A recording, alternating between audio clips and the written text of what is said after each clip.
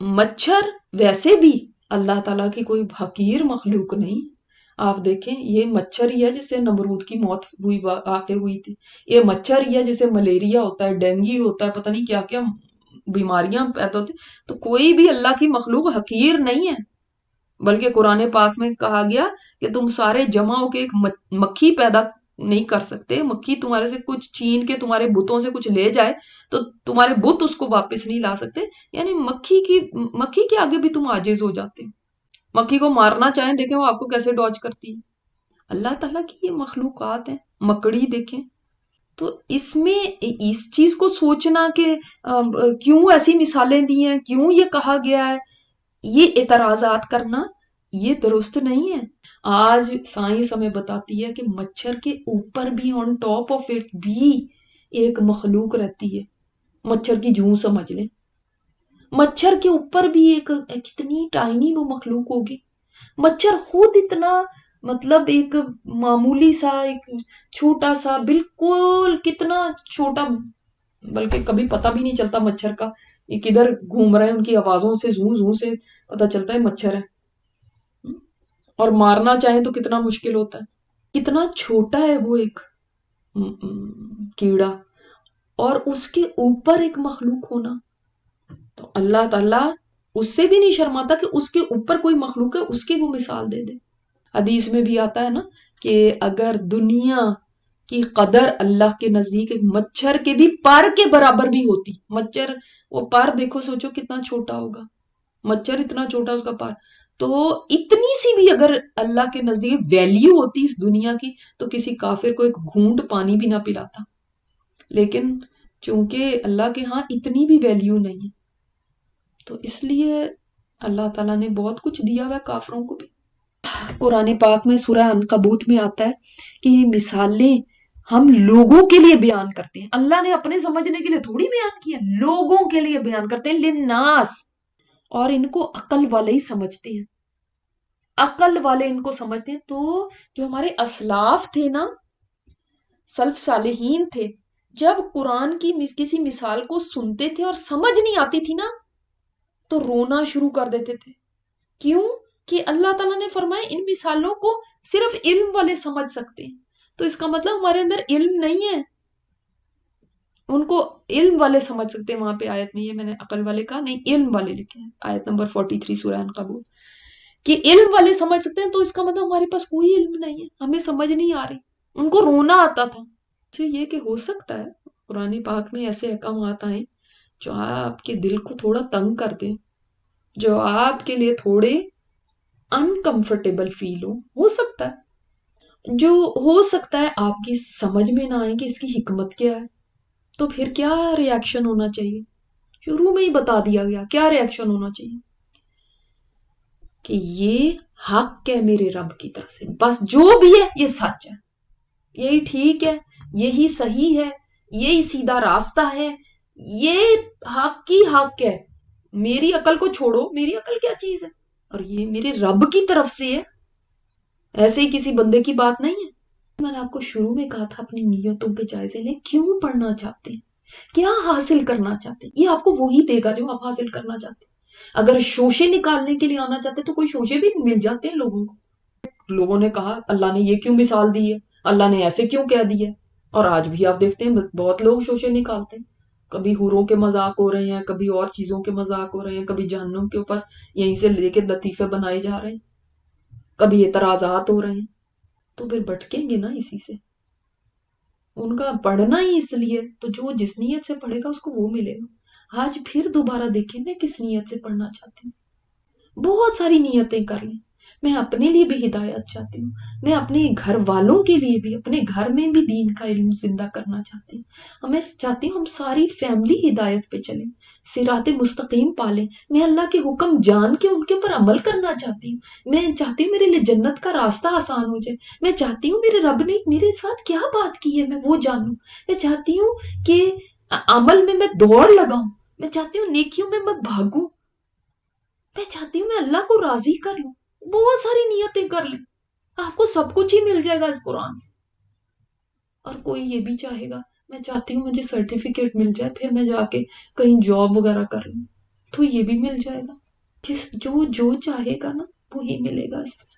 تو آپ اپنی چاہتے اپنی نیتیں بہت اوپر بہت بلند رکھیں. باقی چیزیں تو مل ہی جانی ہے، سرٹیفکیٹ بھی مل جائے گا، ثواب بھی مل جانا ہے انشاءاللہ بیٹھنے کا.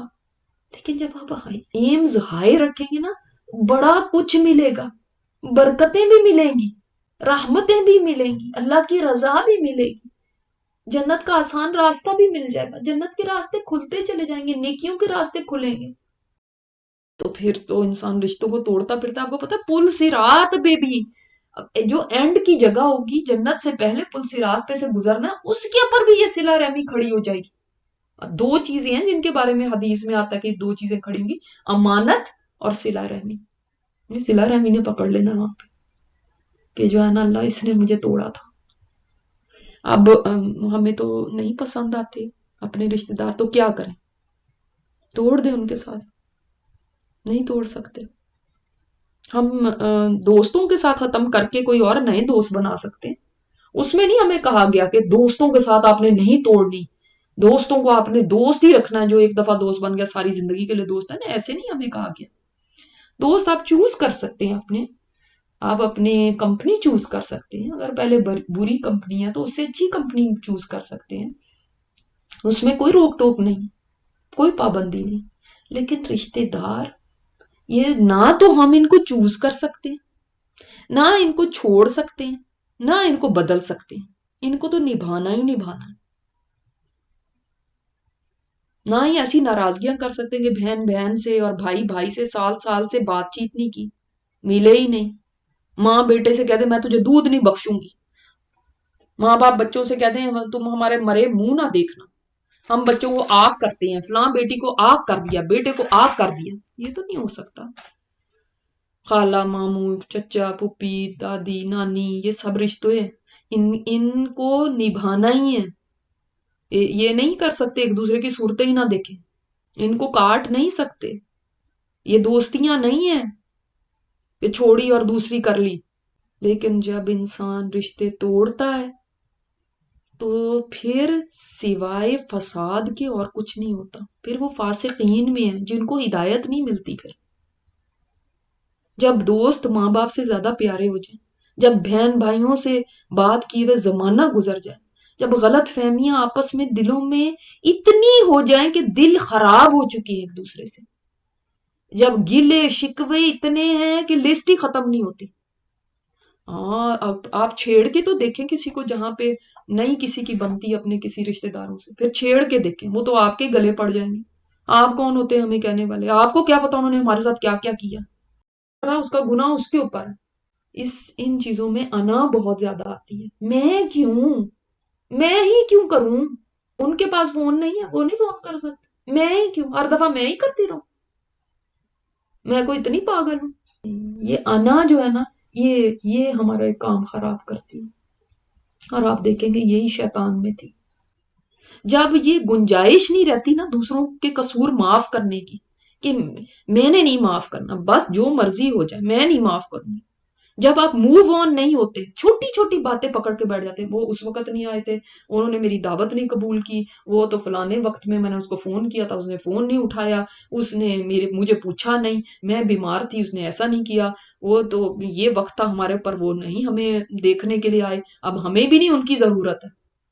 تو یاد رکھیں، ایک بات سمجھ لیں، رشتے ہم نے اس لیے نہیں نبھانے کہ ہمیں ضرورت ہے تو پھر ہم رشتے نبھائیں گے. ہم نے رشتے کیوں نبھانے ہیں؟ کہ وہ اللہ کا حکم ہے. وہ بھائی آپ کی ضرورت ہے یا نہیں ہے اس کو چھوڑو. آج ہم کیا کہتے ہیں، میں کوئی ان سے لے کے کھاتی، مجھے کیا مصیبت ہے ان سے رکھنے کی، نہیں بات کرتے تو نہ کریں، ہمیں بھی نہیں کوئی ان کی پرواہ، نہیں ہم سے ملتے تو نہ ملے، ہم بھی نہیں ان سے ملتے، ہم لے کے کھاتے ہیں ان کا. تو یہ بات نہیں ہوتی لے کے کھاتے کہ نہیں کھاتے. آج اصل میں ہم سب اتنے انڈیپینڈنٹ ہو گئے ہیں، اتنے سیلف سینٹرڈ ہو گئے ہیں، اس کو کسی کی ظاہر ہے ایسے تو ضرورت نہیں ہے. کم ہی ہوتا ہے کہ کسی کو بہت ہی کسی کی ضرورت ہو جائے، لیکن اپنی ضرورت کے لیے پھر دوسروں کے پیر بھی پڑ جاتے ہیں، ان کی چاپلوسیاں بھی کرتے ہیں، ان کے آگے پیچھے بھی پھرتے ہیں، ان کی خوشامدیں بھی ہوتی ہیں جہاں پہ آپ دیکھتے ہیں ضرورت ہوتی ہے رشتوں میں. لیکن جب اللہ نے کہہ دیا کہ میرا حکم ہے تو تب کہتے ہیں نہیں ہم سے نہیں ہوتا، ہم ان کا لے کے کھاتے ہیں. جب یہ رشتے داریاں گلے کے پھندے بن جائے نا کہ یہ تو ہے مصیبت ہے رشتے داری، جب یہ سوچو کہ میری طرف سے ناراض ہوتے ہیں تو ہوتے رہیں، مجھے نہیں پرواہ، تو پھر فساد نکلے گا۔ جب شادی کے بعد شوہر کہنے لگے آج سے تمہارا بھائی اس گھر میں نہ گھسے، خبردار تم اپنی بہن سے ملی، خبردار اپنے ماں باپ سے ملی، تو یہ کیا ہے؟ رشتے توڑنے ہو گئے۔ بہت بڑا گناہ ہے، کبیرہ گناہوں میں سے ہے خطا رحمی، چھوٹا گناہ نہیں ہے۔ ماں باپ بچوں سے کاٹ رہے ہیں، بچے ماں باپ کو اٹھا کے پھینک کے آ رہے ہیں، کہیں بہن بھائیوں کے اندر صحیح نہیں ہے۔ جب یہ سوچا جا رہا ہے کہ کس طرح سے میاں بیوی کے درمیان جدائی کرائی جائے، یہ کیوں آپس میں ایک دوسرے سے اتنا کرتے ہیں؟ میرا بیٹا کیوں اپنی بیوی کو اتنا پوچھتا ہے، یہ کیوں اس کے اتنے آگے پیچھے گھوم رہا ہے؟ تو تب فساد ہی ہوگا جب رشتے ٹوٹیں گے۔ بہت یہ فار فلنگ ایفیکٹ ہوتے ہیں اس کے، چھوٹے نہیں ہوتے۔ یہ کچھ ایسی معمولی بات نہیں ہے جب عورت یہ سوچنے لگے میں نے اب اپنے میاں کو ذرا دور کرنا ہے، یہ کیوں اپنے بہن بھائیوں سے اتنا ملتا ہے، یہ کیوں اپنے ماں باپ کو اتنا پوچھتا ہے، تو فساد ہوگا۔ ایک حدیث پہلے آپ کو بتا دوں، آپ صلی اللہ علیہ وسلم نے فرمایا رشتہ داری عرش کے ساتھ لٹکی ہوئی ہے، کہتی ہے جس نے مجھے جوڑا اللہ تو اسے جوڑ دے گا، اور جس نے مجھے توڑا اللہ اس سے دور ہوگا۔ ٹھیک ہے،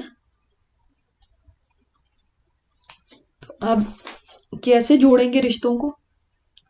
ان کے اوپر خرچ کر کے، اس سے بھی دل نرم ہوتے ہیں، تحفے تحائف دینے سے، پھر ان کے دکھ سکھ میں شریک ہو جانے سے، دکھ سکھ کا پتہ رکھیں گے تو شریک ہوں گے نا، یا دکھ سکھ کے اندر ان کے ساتھ یعنی اظہار ہمدردی کرنا یا ان کو تسلی دینا، یہ سب اس کے اندر آ جاتا ہے۔ کوئی ضروری نہیں ہوتا کہ فائنینشلی کسی کو ہیلپ چاہیے ہو، کبھی کبھی آپ کا وہاں پہ موجود ہو جانا یا آپ دور بیٹھے میں تو آپ کا فون کر لینا بھی ایک رشتہ داری نبھانا۔